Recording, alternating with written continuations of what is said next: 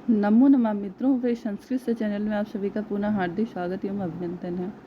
जैसा कि आप लोगों को पता है कि हम लोग संस्कृत व्याकरण प्रवेशिका का अध्ययन कर रहे हैं और जिसके तहत अब तक हम लोगों ने प्राक कथन, तत्पश्चात वर्णमाला और फिर संधि और अभी हम लोग तृतीय सोपान के रूप में जो है संज्ञा विचार पर चर्चा कर रहे हैं। संज्ञा के अंतर्गत संज्ञाएं क्या हैं, शब्द के कितने प्रकार होते हैं और जो संज्ञाएं हैं वो कारक के साथ जुड़ती हैं तो उनका रूप जो चलता है कितने वचनों में चलता है, 3 वचनों में चलता है और विभक्तियां कितनी होती हैं, कारक कितने होते हैं संस्कृत में, ये हमने पढ़ा। और फिर हमने ये देखा कि जो हम लोग का शब्द रूप चलता है सातों विभक्ति तीनों वचन में, उस शब्द रूप को बनाने के लिए किसी एक प्रतिपादिक की शब्द के आगे 7 प्रत्यय जिनको शुभ कहा जाता है जोड़े जाते हैं। उन 7 प्रत्ययों को जोड़ करके, जैसे रामा रामो रामा है तो सु और जस इस तरीके से प्रत्यय जुड़ते हैं। ये 7 प्रत्यय आप लोग को तैयार होंगे तो ये 7 प्रत्यय जोड़ करके बनाए जाते हैं। ये प्रत्यय जुड़ते, जैसे सु लिखा है तो रामा कैसे हो गया, इसकी सिद्धि प्रक्रिया जो है वो थोड़ा सा कठिन है, लेकिन उसमें बताया गया कि अगर आप उसको अच्छे से थोड़ा टाइम दे के समझ लेंगे तो आपको कोई भी शब्द बनाने में कभी कठिनाई नहीं होगी। और उसी की सिद्धि प्रक्रिया के अंतर्गत हम लोगों ने देखा कि रामा कैसे बना। फिर देखा कि अगर इस समूह इस प्रतिपादिक कोई प्रतिपादिक है वह हस्व आकारांत है तो उसके बाद यदि ये प्रत्यय आएगा तो ये रूप बनेगा। इस तरीके से हम लोगों ने पढ़ा। तो अभी जो है पेज संख्या 69 में हम लोगों ने पढ़ा था कि जो आकारांत यानी बड़ा आकारांत शब्द जो होते हैं वो प्रायः किस में होते हैं, स्त्रीलिंग में होते हैं। और जो अकारांत यानी ह्रस्व आ जो होता है अकारांत शब्द होते हैं वो स्त्रीलिंग और पुल्लिंग दोनों में होते हैं। इकारांत शब्द कोई पुल्लिंग होता है तो कोई स्त्रीलिंग होता है। इस तरीके से हमने पढ़ा। लेकिन ज़्यादातर जो आकारांत यानी बड़ा वाले से जिनका अंत होता है ऐसे शब्द ज़्यादातर पुल्लिंग में होते हैं। इस तरीके से हमने पढ़ा था। और अभी जो हम लोग पढ़ने जा रहे हैं वो पेज संख्या 70 पढ़ने जा रहे हैं। अगर आपके पास मूल पुस्तक है तो पेज संख्या 70 खोल लीजिए। इससे पहले 69 में कहा था कि थोड़े से ही पुल्लिंग होते हैं। इकारांत शब्द कोई पुल्लिंग होता है और कोई क्या होता है, कोई स्त्रीलिंग में होता है तो कोई नपुंसक लिंग में होता है। यानी कि जो ज़्यादातर अकारांत और मतलब हस्व अकारांत शब्द, इससे पहले कहा कि जो हस्व अकारांत शब्द होते हैं जैसे राम है आपका, उसके बाद राम है और कृष्ण है, महेश है, सुरेश है, इस तरीके से अकारांत शब्द हैं ये लोग। तो इन शब्दों में सूर्य है, ये सब अकारांत शब्द पुल्लिंग है। तो जो अकारांत शब्द होते हैं या तो वो ज़्यादातर पुल्लिंग में होते हैं या नपुंसक लिंग में। नपुंसक लिंग में जैसे पुस्तक है, कलम है इत्यादि जो है शब्द हैं जिनके रूप चलते हैं। तो कह रहा है कि जो हस्व अकारांत शब्द होते हैं ज़्यादातर आपको या तो पुल्लिंग में देखने को मिलेंगे और या आपका नपुंसक लिंग में। लेकिन जो अकारांत यानी बड़ा से जिनका अंत होता है जैसे रमा है ना, रमा शब्द है, ये शब्द जो है ज़्यादातर स्त्रीलिंग में देखने को मिलते हैं। अजय है, रमा है इत्यादि शब्द देखेंगे, ठीक है। तो और फिर कहा कि जो है इकारांत शब्द कोई पुल्लिंग में भी होता है, स्त्रीलिंग में भी, तो कोई नपुंसक लिंग में हो सकता है। यानी इकारांत शब्द तीनों लिंग में ज़्यादा होते हैं। इकारांत यानी बड़ी इकारांत शब्द जो होते हैं वो स्त्रीलिंग में ज़्यादातर, प्रायः मतलब लगभग एक आध दो अपवाद हो सकते हैं कि पुल्लिंग में हो, लेकिन ज़्यादातर जो ईकारांत शब्द यानी बड़ी से अंत होने वाले जो शब्द होते हैं प्रतिपादिक होते हैं वो ज़्यादातर स्त्रीलिंग में होते हैं, किंतु कुछ पुल्लिंग में भी होते हैं। फिर आगे कहा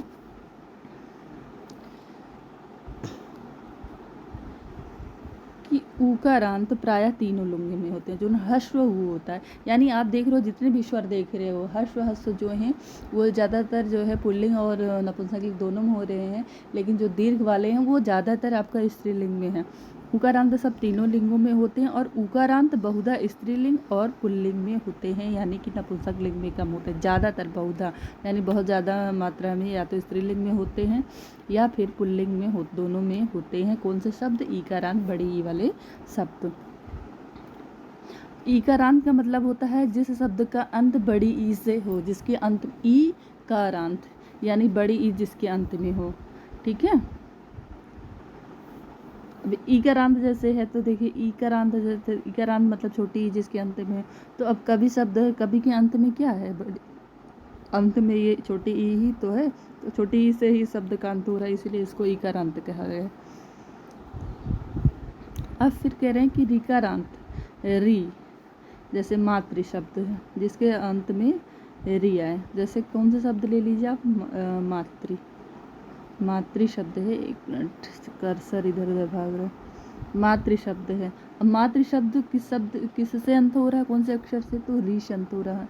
तो कह रहा है कि ऋकारांत शब्द यानी जिस शब्दों के अंत में री होते हैं प्रायः पुल्लिंग में आहस्य ऋकारांत नपुंसक लिंग में भी होते हैं।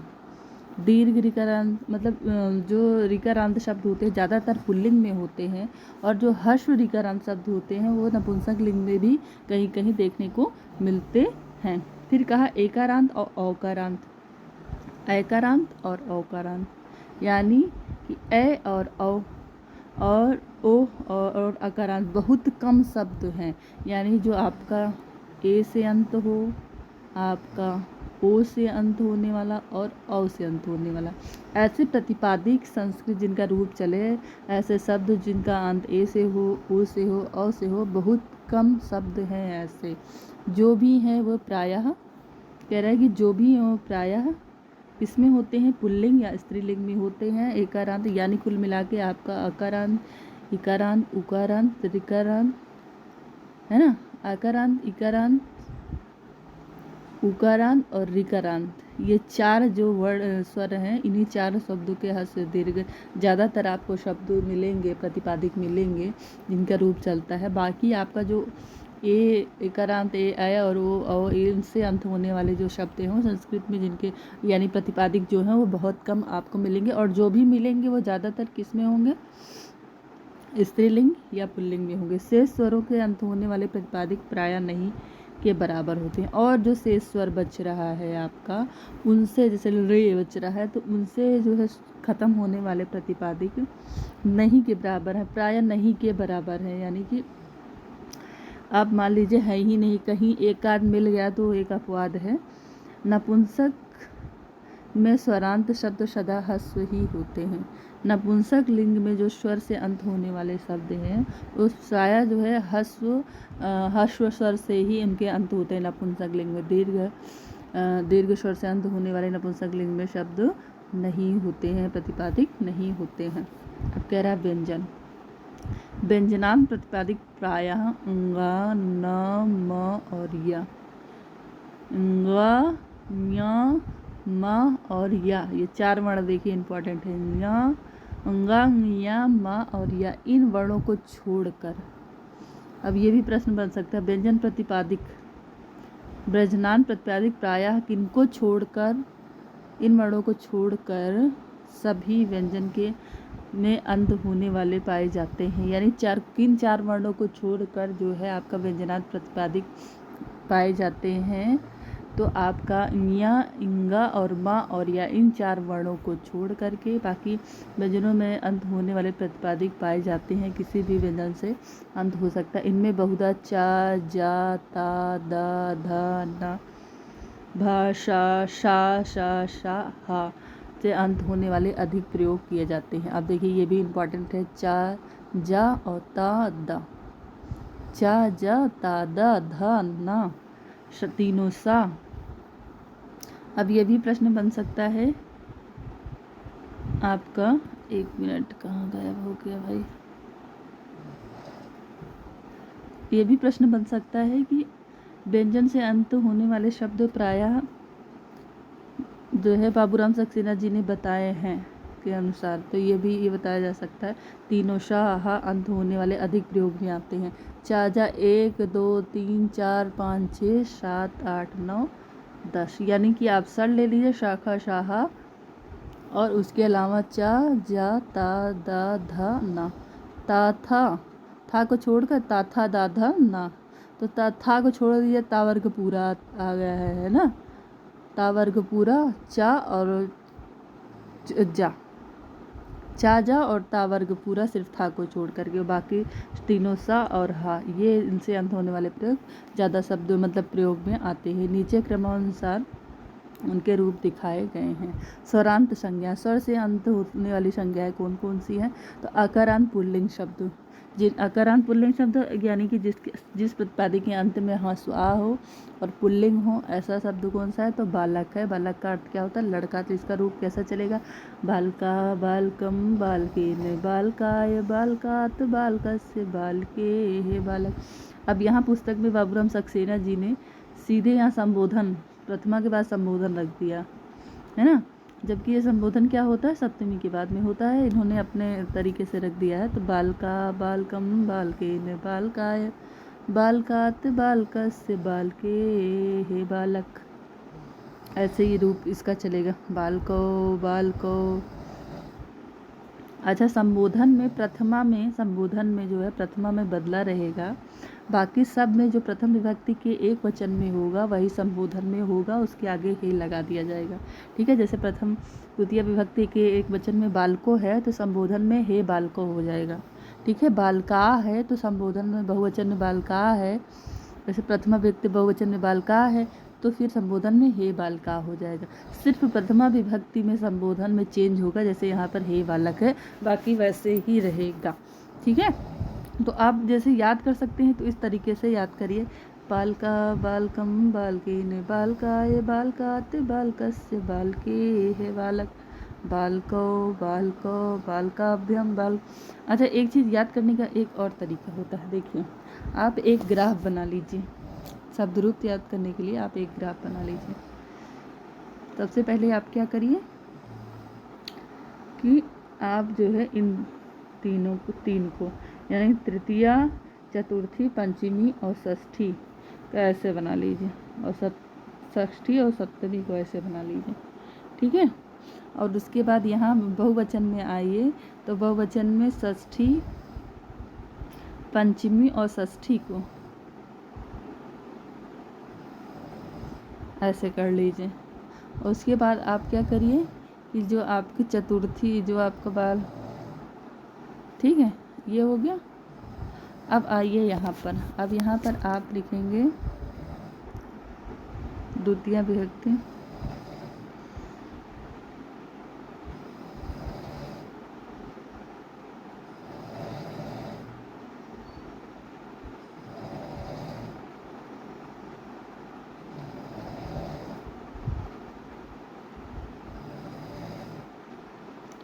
एक के 56। ठीक है, इस तरीके से आप एक रूप बना लीजिए। तो इससे क्या होगा, जैसे आपको तृतीया, चतुर्थी और पंचमी में एक तरीके से रूप भ्याम भ्याम जोड़ेगा। और अगर कहीं यो जुड़ा हो, यो वो हो, किसी में यो वो करके आए तो ये आप मान लीजिए षष्ठी, सप्तमी, द्वितीया, द्विवचन, षष्ठी सप्तमी द्विवचन। षष्ठी सप्तमी द्विवचन में क्या रूप बनता है? यो हो, है ना। और आपका अगर कहीं भ्याह रूप बने तो इसका मतलब होता है कि आपका बहुवचन का पंचमी और षष्ठी बहुवचन का रूप है ये। अगर आपको भ्याह और विसर्ग दिखाई दे, भ्याह बाद विसर्ग दिखाई दे, तो आप ये मान चलिए कि यहाँ पर 99% ये रूप है, ये कहाँ का है? 99% रूप कहाँ का है? तो आपका 99% पंचमी और षष्ठी बहुवचन का है। कहाँ का है? पंचमी और षष्ठी बहुवचन का है। ये दो चीज़ें, ठीक। अब एक चीज़ और देखिए, एक चीज़ और ध्यान में रखिए कि जैसे आपका ना है और ना में हलंत लगा है तो ये आपका द्वितीय विभक्ति बहुवचन में बनता है। द्वितीय विभक्ति बहुवचन में आपका ये बनता है, ठीक है। और का पर के कई है और विसर्ग है, तो आपका विसर्ग यदि है तो आपका तृतीया बहुवचन में बनेगा, और विसर्ग नहीं है तो आपका चतुर्थी एक वचन के, जैसे रमा रम्याम रमाया रमाये, चतुर्थी एक वचन में। अगर यहाँ पर ये विसर्ग हटा दिया जाए, ऐसा शब्द हो तो जैसे रमायई है तो आपका चतुर्थी एक वचन में बनेगा, और ऊपर दो चोटी है और विसर्ग है तो तृतीया का बहुवचन रूप होता है, ठीक है। बाकी जो है शु हो, शु तो शा से सप्तमी और सु से क्या है? पिपासा वसु, शु से क्या होता है सप्तमी विभक्ति बहुवचन, सप्तमी विभक्ति बहुवचन में शु होगा, चाहे ये वाला सु हो और चाहे ये वाला सु हो। अच्छा एक चीज़ और है, ये सु और ये सु आप कैसे जानेंगे कि इसमें ये अगर कभी कभी ऑप्शन में दो चीज़ें जैसे बाल के सु दे दिया और कहा कि कौन सी विभक्ति, कहा कि राम बालक शब्द सप्तमी विभक्ति बहुवचन में रूप बनेगा। ठीक है, ये प्रश्न पूछ लिया कि बालक शब्द का सप्तमी विभक्ति बहुवचन में रूप बनेगा। तो एक ऑप्शन में दिया बालकेषु, ठीक, एक ऑप्शन में आपका, चलिए एक ऑप्शन में आपको दिया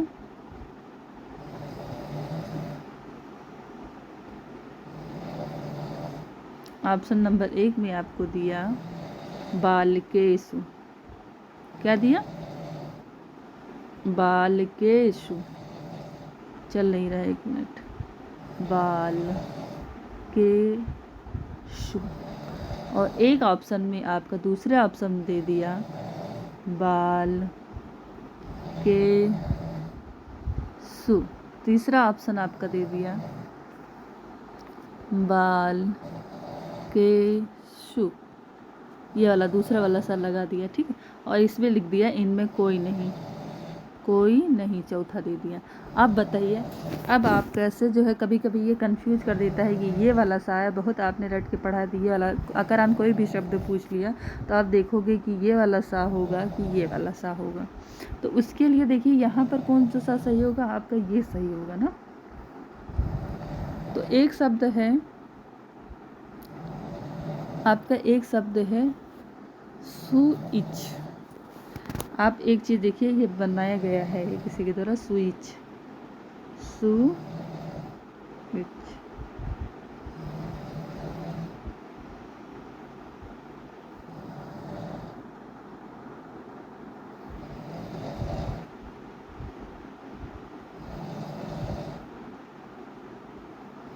स्विच का मतलब है इच प्रत्याहार, यानी इच के प्रत्याहार के अंतर्गत ह्रस्व आ या दीर्घ आ को छोड़कर सभी स्वर आते हैं। इच प्रत्याहार के अंत होने वाला यदि कोई, अगर इच प्रत्याहार है बाद में, यानी कि इनमें से कोई वर्ण है, ई ए से कोई वर्ण है, तो उस वहाँ पर उसके आगे जो है आपका ये आपका शु होगा, वरना जो है आपका ये वाला दंत शु होगा।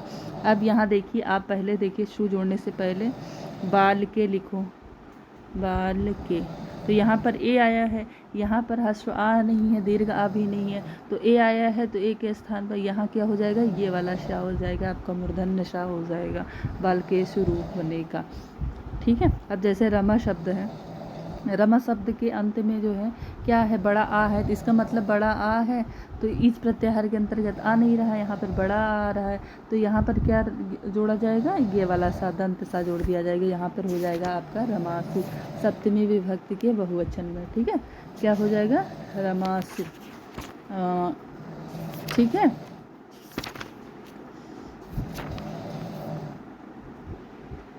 रमासु, विद्यासु, लतासु। अगर इकारांत है तो भी देखिए ह्रस्व ई कहाँ होता है, तो आपका ये वाला शा होगा, यानी मूर्धन्य शा होगा। यानी कि कुल मिला के कहने का मतलब ये याद है कि मूल प्रतिपादिक जैसे आप बना रहे हो, जैसे आप रमा सुगंगा से ऐसे कर रहे हो, सु जोड़ रहे हो, आप देखिए उससे पहले जो शब्द है उसमें ह्रस्व आ है या दीर्घ आ है, तो आप जो है दंत सा वाला सा यूज़ करिए। यदि ह्रस्व आ दीर्घ ह्रस्व आ और दीर्घ आ नहीं है, ई ऊ या कुछ और वर्ण मतलब स्वर है अंत में, तो वहाँ पर आपको मूर्धन्य शा जोड़ देना चाहिए। इस तरीके से है। अब यहाँ पे देखिए क्या लिखा गया है, यहाँ पे लिखा गया है कि संबोधन में बालक धनसा से शा का लोप हो जाता है, बालक धनसा से शा का लोप हो जाता है, क्योंकि यह ह्रस्व आ के पश्चात आ रहा है। और इसके लिए एक सूत्र दिया, एंग ह्रस्वा समुद्धे, ह्रस्व आ के बाद जो है आपका शा आ रहा है, इसलिए जो है आपका शा का क्या हो जाएगा, लोप हो जाएगा। इतना जो है हम लोगों ने पढ़ लिया। वो कल हम सोच रहे हैं थोड़ा सा आप लोगों को, जैसे बालक शब्द है तो ये शब्द रूप कैसे याद करें, मतलब ट्रिक के माध्यम से आप कैसे याद रखें बिना रटे, कैसे आप जो जैसे वर्णों से संबंधित गड़बड़ियाँ हो जाती है कि शा होगा कि शा गड़ा होगा कि ना होगा, इस तरीके की जो कन्फ्यूजन हो जाता है याद करने के बाद भी कहीं भी, तो उसको हम लोग कैसे जो है याद कर सकते हैं बिना रटे, किस तरीके से शब्द रूप बहुत आसानी से याद कर सकते हैं ट्रिक के माध्यम से, वो कल हम लोग जो है पढ़ेंगे। यदि नहीं पढ़े मतलब अगर आप कमेंट में लिखिएगा, अगर आपका कमेंट आ जाता है कि हाँ पढ़ना है, तो हम बोर्ड पर उसको अच्छे से पढ़ा देंगे, फिर आगे बढ़ेंगे। और यदि कमेंट नहीं आता है तो फिर हम ऐसे ही जैसे चल रहे हैं मूल पुस्तक से ऐसे ही पढ़ते चलेंगे। बाद में फिर जब मैंने बोर्ड पढ़ाने के लिए बोला ही है कि बाद में जब इसका मूल मतलब निचोड़ जो है हम लोग रखेंगे, जो मूल चीज़ें हैं उसको जब पढ़ाएंगे तो वो तो हम बोर्ड पे पढ़ाएंगे ही पढ़ाएंगे।